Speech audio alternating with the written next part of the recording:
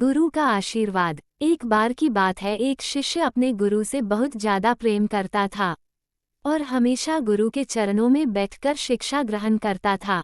एक दिन शिष्य ने गुरु से पूछा, गुरुजी, सच्चा ज्ञान प्राप्त करने का क्या उपाय है? गुरु जी ने शिष्य को पास बुलाकर कहा, तुम नदी के किनारे जाकर ध्यान करो। जब तक तुम्हें सच्चा ज्ञान प्राप्त न हो जाए तब तक वहां से मत हटना। शिष्य ने गुरु के आदेश का पालन करते हुए नदी के किनारे जाकर ध्यान में बैठ गया। कई दिनों के बाद गुरु जी ने शिष्य को देखा और पाया वह बहुत निराश है। गुरु जी ने शिष्य से पूछा, क्या हुआ? तुम ध्यान में विघ्न अनुभव कर रहे हो। शिष्य ने कहा, गुरुजी, मुझे कुछ भी समझ में नहीं आ रहा है। गुरु जी ने शिष्य को नदी में उतरने के लिए कहा और खुद भी उस नदी में उतर गए। उन्होंने शिष्य का सिर पकड़ा और पानी में डुबो दिया। शिष्य झटपटाने लगा और सांस लेने की पूरी कोशिश करने लगा।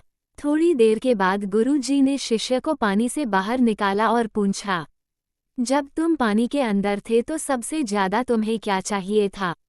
शिष्य ने जवाब दिया, सांस।